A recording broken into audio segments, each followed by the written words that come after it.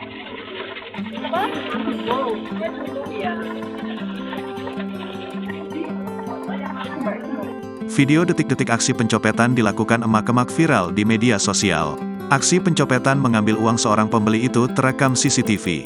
Dalam rekaman CCTV tersebut ternyata pelaku ada 2 orang diduga komplotan.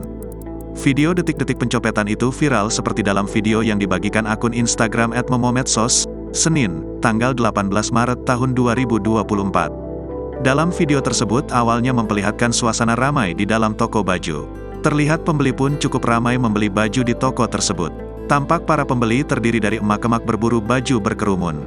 Kemudian perhatian terfokus pada 4 wanita.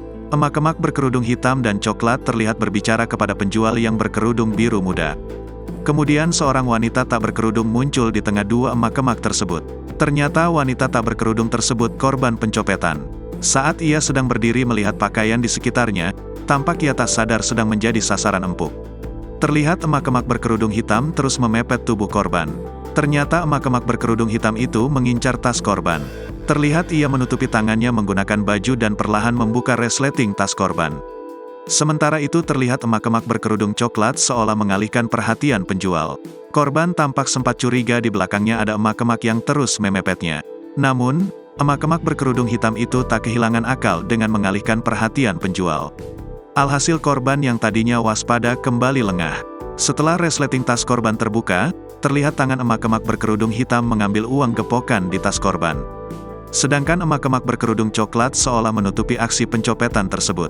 Setelah uang gepokan berhasil dibawa, emak-emak berkerudung hitam tersebut perlahan mundur dan kabur. Dalam keterangan kejadian aksi pencopetan dilakukan emak-emak itu terjadi di salah satu toko pakaian di Pasar Besar Malang, Jawa Timur, pada tanggal 17 Maret tahun 2024. Disebutkan bahwa pelaku pencopetan tersebut mengambil uang korban dalam tas senilai 5 juta rupiah. Para pelaku diduga berpura-pura membeli baju dan memanfaatkan momen keramaian. Kini, video detik-detik aksi pencopetan dilakukan emak-emak itu viral di media sosial.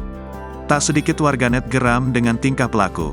Warganet juga menduga pelaku dalam video tersebut ada 2 dan merupakan komplotan. Download Tribun X sekarang, menghadirkan lokal menjadi Indonesia.